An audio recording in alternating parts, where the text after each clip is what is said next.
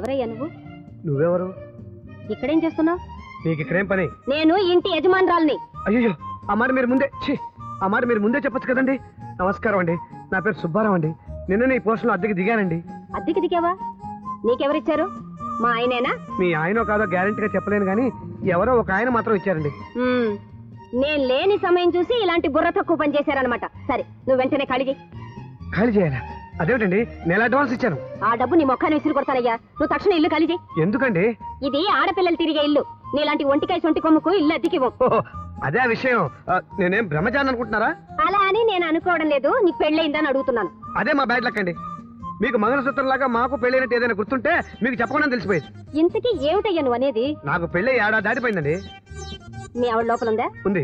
ఏది పిలు? ఇక్కడ కాదు, పుట్టింట్లో ఉంది, వస్తుంది.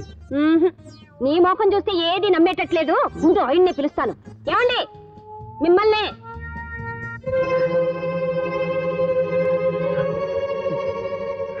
అమ్మయ్య, వచ్చేసావా? ఇప్పుడే నీ గురించి చెప్తున్నాను. ఉత్తరం పత్రంలో కూడా ఎలా దిగిపోయావేంటి? ఇంటి దగ్గర అత్తగారు మామగారు అంత కులాసేనా? సారా వస్తుందని చెప్పానా? వచ్చేసింది. ఈ అమ్మాయి మీ ఆవిడే బాబు? ఎస్, నా వైఫ్. పెళ్ళై ఎన్నేళ్ళైంది? జస్ట్ ఏడాది దాటి 4 నెలల 20 రోజులు అయింది. జంట చాలా బాగుంది. అదేమిటో మా ఊళ్ళో వాళ్ళంతా అదే మాట అంటారు. ఆంటీకి నమస్కారం పెట్టు.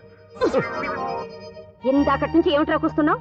నా ఇంట్లో చేరి నా కూతుర్ని పట్టుకొని నీ పెళ్ళం అంటావా?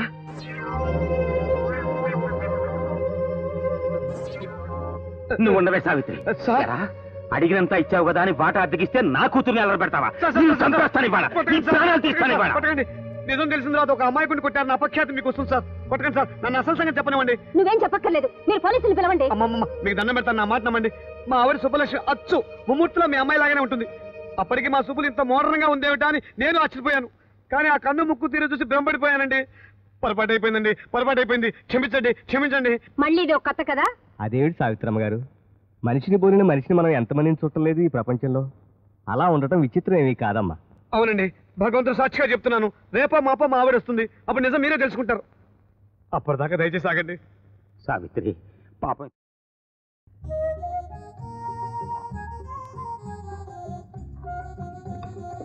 అసలు పెళ్లి చేసుకుని సుఖపడ్డ ఒక్క మగవధవని చూపించు సుబ్బారావు. మీరున్నారు కదండి.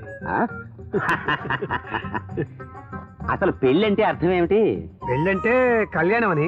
కళ్యాణమా నా బొంద? కటకటాల జైలు అని అర్థం. శుభలేఖ అంటే అర్థం ఏమిటి?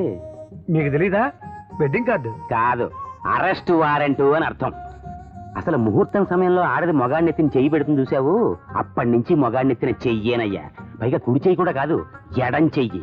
రోజుకు అంగుళం చొప్పున మొగాడిని అతపాతడానికి తొక్కేస్తూ ఉంటుంది. అవును, అసలు ఆడదంటే అర్థం తెలుసా నీకు? ఆడ చూస్తే అర్థం అవుతుంది.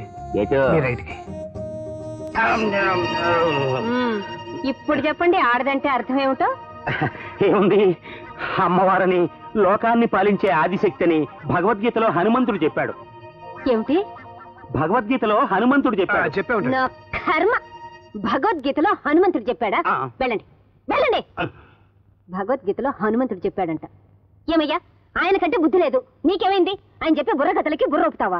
బుర్ర ఊపడం నాకు ఇష్టం లేదండి, కానీ ఆయన నా చేత బుర్ర ఊపిస్తున్నాడు. మీ ఆవిడేది? పుట్టింట్లో ఉందని చెప్పాను కదండి. ఇలా చెప్పి దాటేద్దాం అనుకుంటున్నావా? చూడు, నీ పప్పులు ఈ సావిత్రమ్మ దగ్గర ఉడకవు. 2 రోజుల్లో తీసుకొస్తానన్నావు, అప్పుడే 1 రోజు అయిపోయింది. ఎప్పుడు వెళ్తావు, ఎప్పుడు తెస్తావు? తేవడానికి అదేమైనా పెట్టనుకుంటున్నారా? తెస్తాను, వస్తుంది. నీ మాటలు నేను నమ్మనయ్యా. నువ్వు వెంటనే ఇల్లు ఖాళీ చేయి. ఆగండి, నేను ఇల్లు ఖాళీ చేయకుండా ఉండాలంటే నేను మా ఆవిడ్ని తీసుకురావాలి, అంతే కదా? అంతే. తెల్లాసరికి మా సుబ్బులు మీ కళ్ళ ముందు ఉంటుంది. ఓకే, ముందు ఆ పని చెయ్యి. కొట్టగానే సరిపోయిందా?